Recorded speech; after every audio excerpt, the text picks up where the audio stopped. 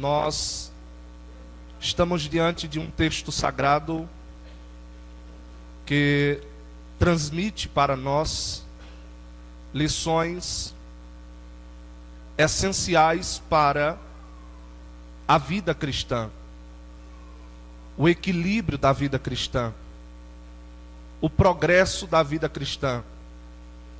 As epístolas são doutrinárias, teológicas e são pedagógicas também.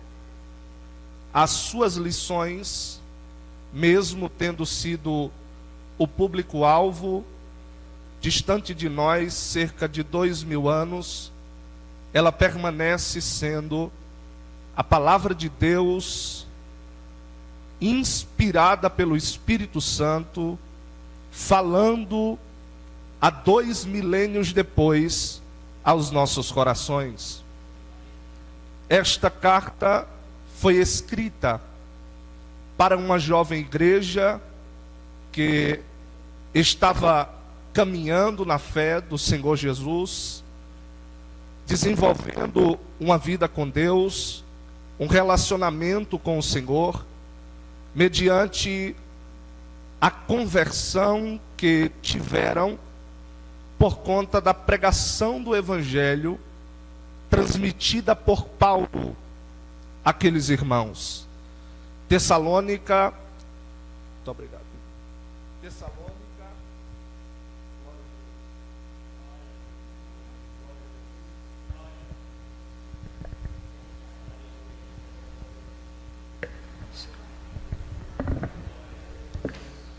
Tessalônica, capital da Macedônia. O apóstolo Paulo foi impelido pelo Espírito Santo a passar as regiões da Macedônia para anunciar o Evangelho àqueles gentios. No capítulo de número 16 do livro de Atos dos Apóstolos, no versículo de número 9, a Bíblia diz que um varão macedônio em visão apareceu a Paulo, rogando-lhe que Paulo atravessasse a Macedônia a fim de socorrê-los. O socorro que Paulo poderia prestar à Macedônia e toda aquela região se dava pela pregação do Evangelho. O Evangelho de Cristo rompendo barreiras, rompendo fronteiras para trazer salvação a todos aqueles que o Senhor Jesus Cristo chamou para o seu propósito. No capítulo de número 17, do versículo de número 1 ao versículo de número 4, a Bíblia diz que Paulo, após passar por algumas cidades, ele chega em Tessalônica, e na cidade de Tessalônica, ele prega o Evangelho, ele discute sobre as questões da fé, afirmando a ressurreição de Cristo dentro de uma cultura grega que desacreditava que houvesse possibilidade de ressurreição. Paulo, neste dado momento, está fundando uma igreja por intermédio da pregação do Evangelho.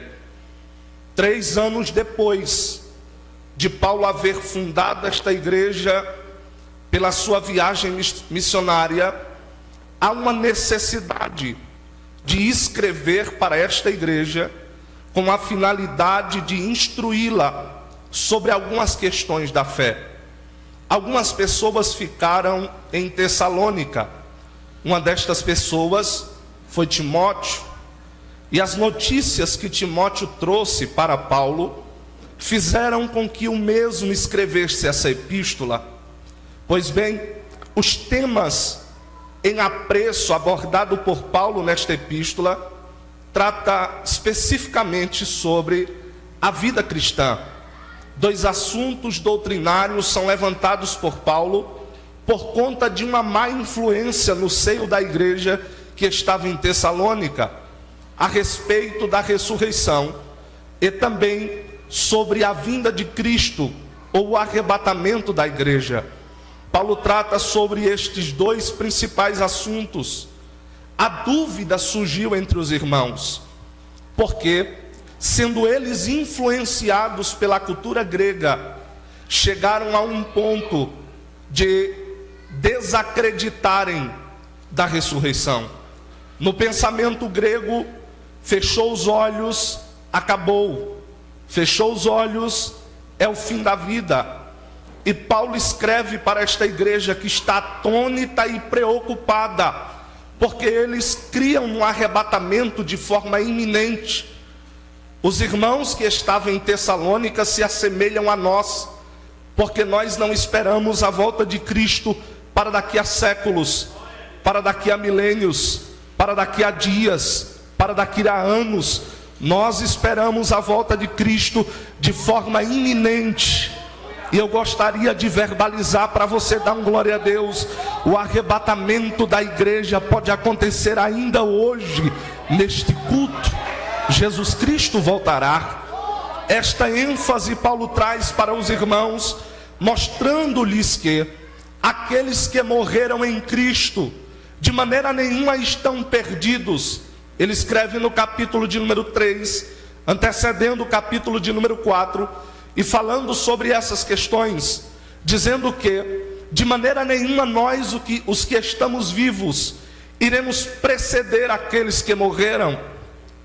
A forma que irá acontecer é que os que morreram em Cristo ressuscitarão primeiro, e depois nós, os que ficarmos vivos, seremos arrebatados e estaremos para sempre com o Senhor. Paulo trata sobre essas questões, mas no capítulo de número 5, Paulo traz questões práticas, questões do nosso dia a dia. Ele encerra esta epístola com algumas admoestações, com alguns ensinamentos que é necessário que nós compreendamos para que tenhamos progresso na fé. O primeiro ponto que Paulo aborda é sobre a alegria do cristão. No versículo de número 16, soa como mandamento de Deus para as nossas vidas. Paulo diz para os irmãos: regozijai-vos sempre. É interessante que Paulo não está trazendo para os irmãos em Tessalônica que esperem um dado momento de suas vidas para que tenham alegria, porque na vida de muitos a alegria está circunstanciada àquilo que a pessoa tem. Ora, se eu tenho um carro do ano, eu estou alegre. Se eu estou andando a pé, eu estou triste. Nós circunstanciamos a nossa alegria. A nossa alegria depende de algo, ou de obtermos aquilo que tanto desejamos. Só que este não é o padrão bíblico para a vida cristã. A Bíblia diz que nós devemos nos alegrar sempre. Isto é, a alegria do salvo, ela é ultra circunstancial. Isto significa dizer que ela independe das circunstâncias da vida. A nossa alegria não é um sentimento, a nossa alegria não é uma emoção, a nossa alegria é Cristo Jesus, e Ele habita em nós, e nós temos motivos suficientes para nos alegrarmos no Senhor, porque o cristão ele deve ser alegre. Em primeiro lugar, porque a alegria é um aspecto do fruto do Espírito. Gálatas capítulo 5, versículo 22. A alegria é um dos aspectos do fruto do Espírito. Logo eu entendo que todos aqueles que são convertidos, que são convencidos pelo Espírito Santo, e que o Espírito Santo habita neles, eles não têm motivo algum para dizerem que estão tristes, porque o Espírito Santo desenvolve em nós a alegria da salvação e o gozo eterno sobre nós. Porque o cristão deve se alegrar, porque nós devemos nos acostumar com esta tão empolgante alegria, porque em Romanos capítulo de número 14 e o versículo de número 17, Paulo falando a respeito do reino de Deus, ele disse: o reino de Deus não é comida e nem bebida. Paulo está dizendo que o reino de Deus não consiste daquilo que é material, daquilo que é efêmero, daquilo que é perecível, mas o reino de Deus é justiça, paz e alegria no Espírito Santo. Se você é participante do reino, você tem motivo de sobra para se alegrar. A alegria é ultra circunstancial. Em segundo lugar, Paulo traz uma exortação para os irmãos: orai sem cessar. A maior pergunta que surge entre nós é: quanto tempo devo orar? Porque nós também circunstanciamos a nossa oração a 10, 20, 30, 60 minutos de joelho. E a oração não é apenas 60, 20, 30 minutos de joelho. A oração é muito mais do que isso. A oração é uma vida de diálogo constante com Deus em todos os momentos e em todos os aspectos da nossa vida. Nós temos que orar ao Senhor Jesus, nós temos que conversar com Deus. A melhor conversa, o melhor diálogo que um crente pode ter com Deus. Talvez você saiu da sua casa hoje, fez aquela oração de crente desanimado, e o Senhor te trouxe aqui para revitalizar a tua fé, dizendo que ouviu a tua oração, e como é um diálogo, Ele manda a resposta para você agora. Ele está de ouvidos abertos para te ouvir. O problema é que muitos de nós preferimos estar nas redes sociais, preferimos conversar com os nossos amigos, não temos mais a intimidade devida com Deus. Mas eu creio que nos últimos dias o Espírito Santo vai despertar a igreja para viver em oração, para andar em oração, para entender que a oração é a ponte que nos liga ao céu. É a oração. Em terceiro lugar, Paulo diz para os irmãos que em tudo eles devem dar graças, porque esta é a vontade de Deus em Cristo Jesus para convosco.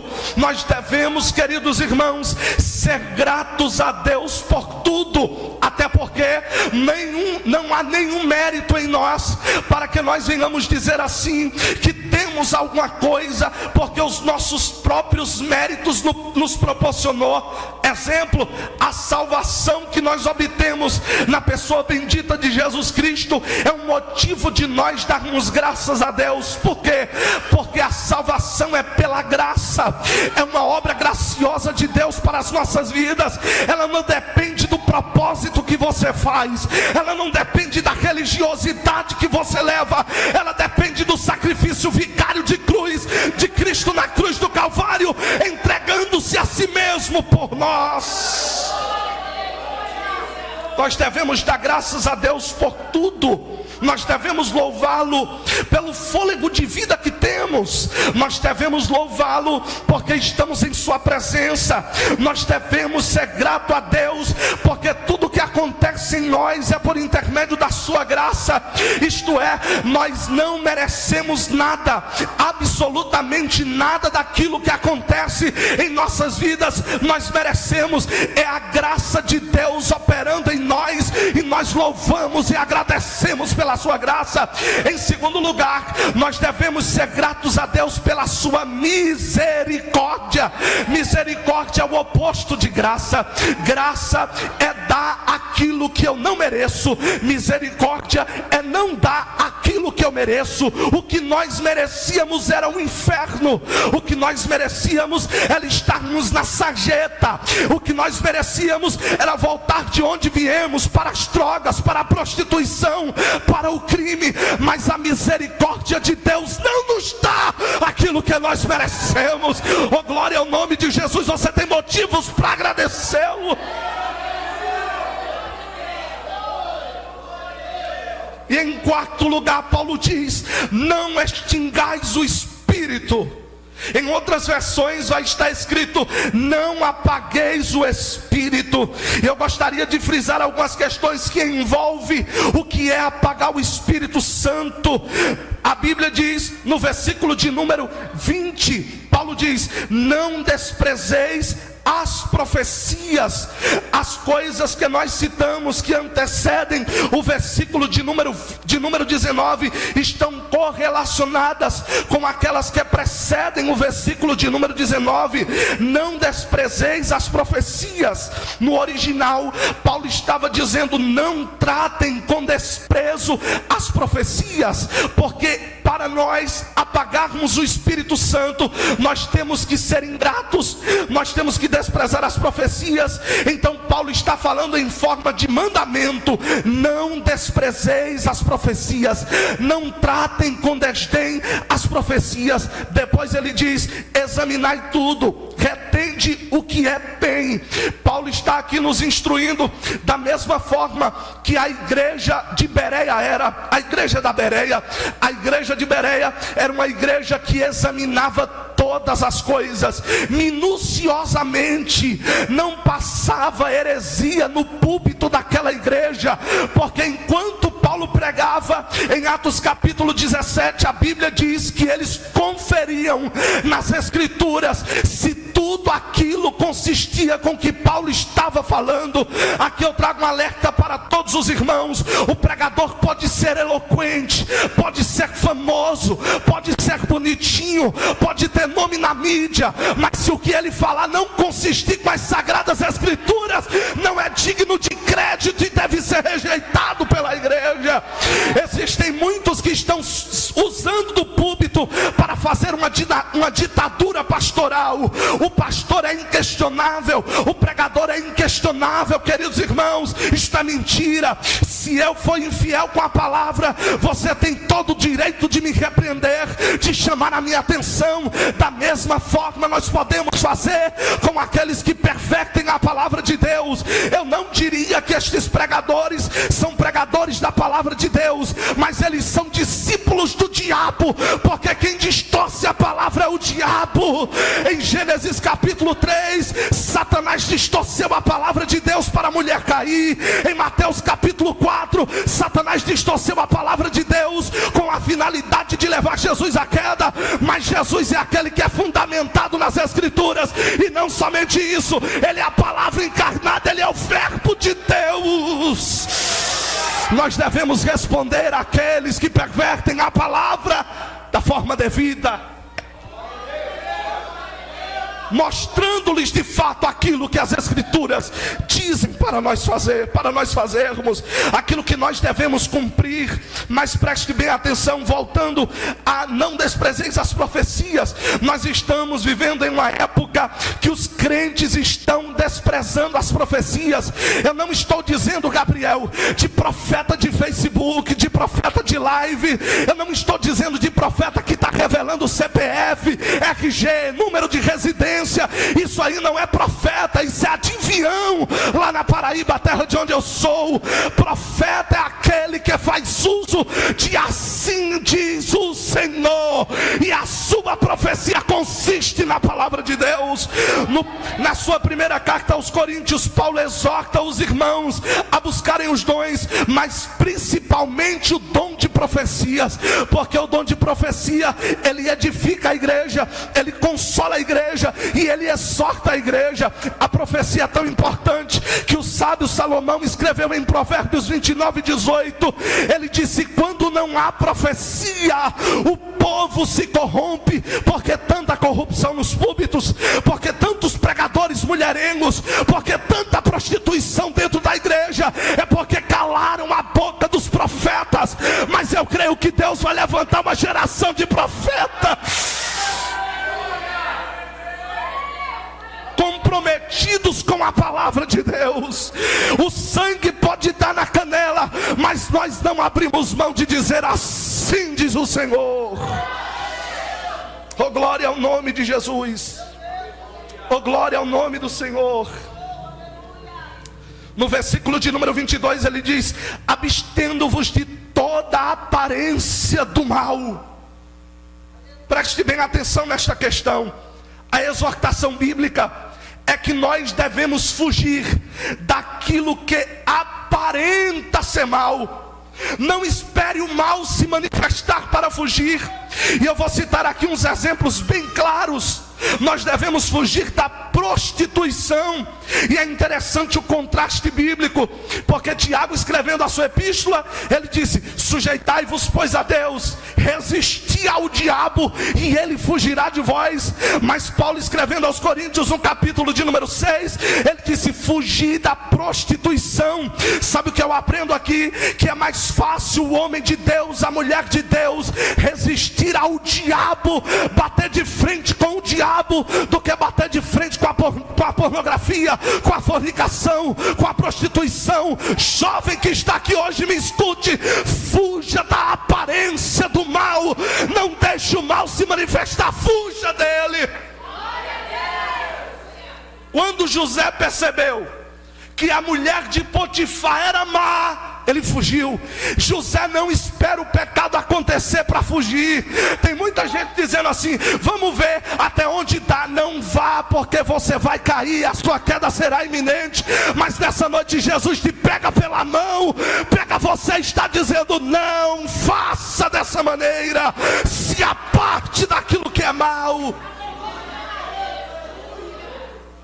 Isso aqui está correlacionado ao nosso caráter. Deus nunca elogia ninguém por aquilo que eles têm. Deus nunca vai me elogiar pelo curso que eu fiz. Deus nunca vai me elogiar por uma boa oratória que eu tenho.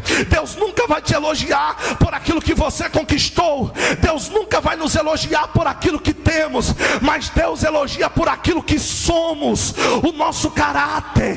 Você lembra de Jó, no capítulo de número 1, versículo de número 8, o próprio Deus deu testemunho de Jó a Satanás. Ele disse: vistes o meu servo Jó, homem temente, reto, íntegro, e que se aparta do mal. Você viu meu servo Jó? Quer ser elogiado por Deus? Quer que Deus olhe para você? Fuja de toda mazela dessa vida. Fuja da prostituição, fuja do adultério, fuja do pecado, fuja da lascívia. Oh, glória ao nome de Jesus. Oh, glória ao nome de Jesus. Voltemos ao versículo de número 19. Afinal de contas, o que é apagar o espírito? Apagar o espírito é não se alegrar sempre. Apagar o espírito é não orar. Apagar o espírito é não ser grato. Apagar o espírito é desprezar as profecias. Apagar o espírito é não examinar tudo. Apagar o espírito é não se abster da aparência do mal.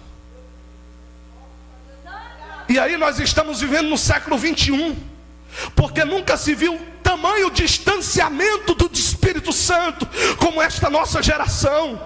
Parece que os nossos cultos são travados. Os ouvintes vêm para ouvir o pregador, o cantor lhe dizer algo. Querido, eu particularmente, da minha pessoa, não tenho nada para te oferecer. O que eu tenho para te oferecer aqui é Bíblia, é palavra de Deus, é orientação de fé. É a única coisa que nós devemos esperar do pregador, é uma boa pregação.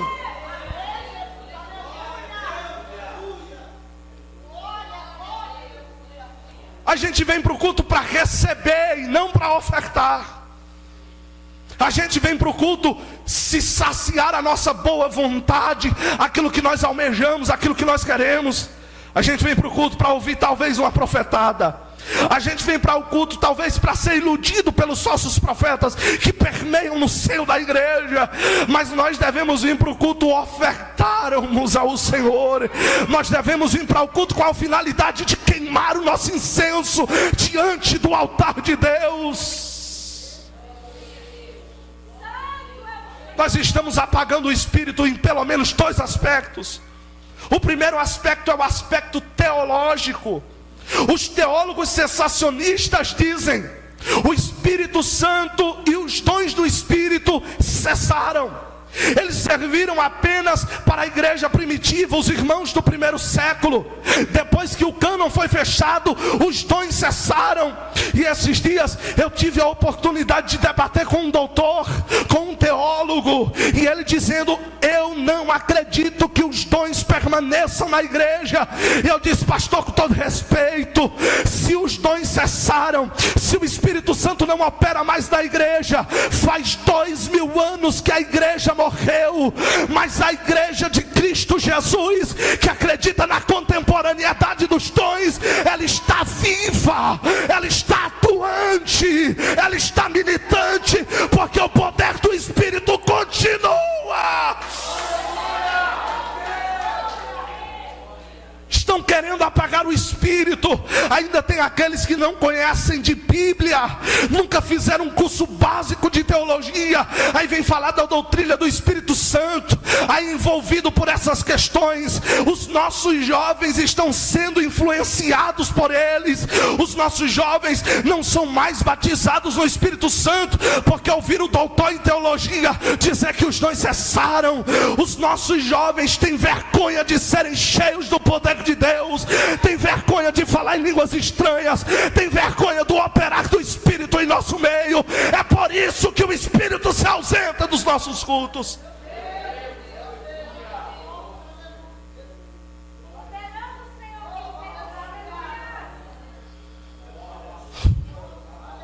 Isso é difícil de falar, mas é necessário falarmos.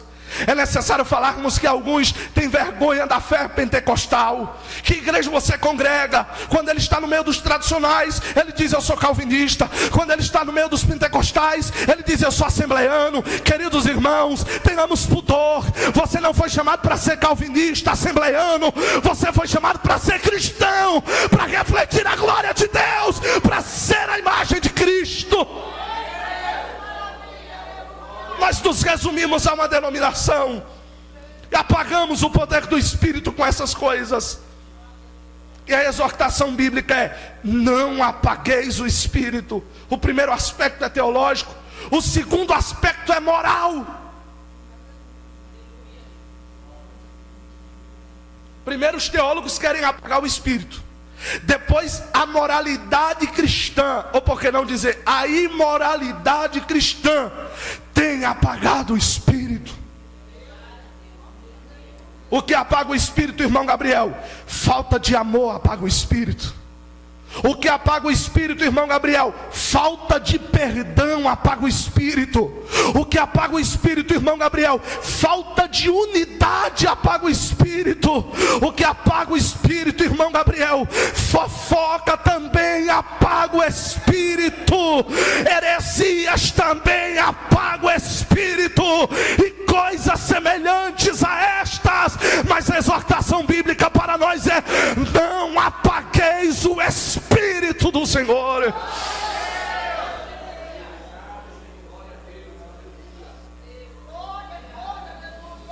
Oh, glória ao nome de Jesus. Oh, glória ao nome de Jesus. A minha oração é para que o nosso culto seja um culto cheio da presença do Espírito Santo. A minha oração é que nós venhamos sair daqui não falando mal de quem cantou, de quem pregou, do irmão que chegou atrasado, do pastor que deu oportunidade tarde, da pastora que não te deu oportunidade. Que nós venhamos sair daqui dizendo: a espada do Espírito penetrou o profundo da minha alma e eu estou saindo daqui renovado. Qual é o nosso projeto para o ano de 2020? O nosso projeto, tem muitos dizendo assim: eu vou conquistar a melhor vaga de emprego. Tem muitos dizendo assim: eu vou comprar o carro novo. Tem muitos dizendo assim: 2020 é o ano que eu vou sair da prova, eu vou me casar. Tem muitos dizendo assim: é o ano que eu vou quitar as minhas dívidas. E vão escanteando o Espírito. Ninguém diz assim: eu vou orar mais, eu vou ser mais íntimo de Deus, eu vou querer mais a presença do Espírito. Estão buscando coisas dessa terra, porque já se esqueceram das coisas que vêm lá de cima.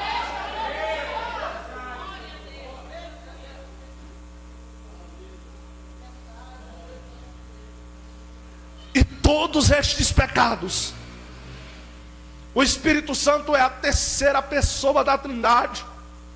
Não é como muitos estão dizendo por aí, o Espírito Santo é a força ativa de Deus que opera na igreja. Isso é mentira do diabo.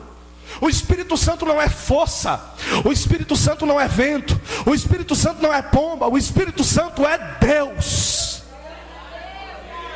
Quem é o Espírito Santo? Ele é Deus. Mas só que nós aprendemos um pouquinho com os testemunhas de Jeová.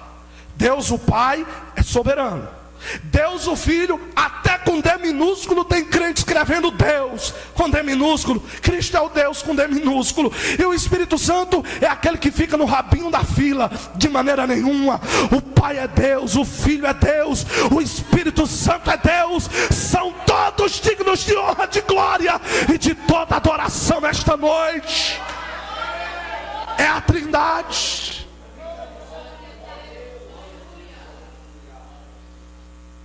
O Espírito Santo é uma pessoa, ele tem sentimentos. E outra orientação bíblica de Paulo é: não entristeçais o Espírito. Primeiro nós apagamos o fogo, depois nós entristecemos o Espírito com a nossa vida, com as nossas práticas, com a nossa moralidade. Mas nessa noite, queridos irmãos, o meu apelo nesta noite é que nós venhamos nos tornar mais fervorosos na presença de Deus. O que eu quero propor nesta noite é que nós venhamos viver um verdadeiro avivamento, um verdadeiro pentecostalismo. O verdadeiro poder de Deus, ele opera em nós e através de nós. Fique de pé comigo.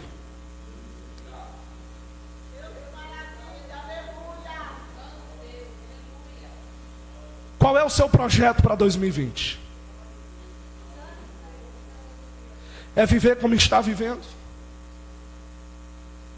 É continuar com as mesmas práticas? É viver a mesma imoralidade? É estar de braços dados com o pecado? Porque se tudo isso você fizer, você está apagando o Espírito.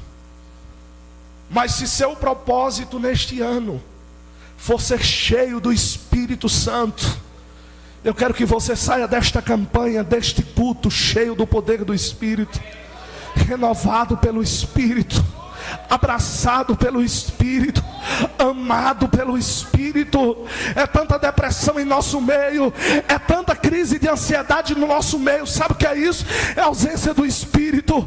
Porque com o Espírito Santo eu posso até sofrer, mas o Espírito intercede por nós com gemidos inexprimíveis.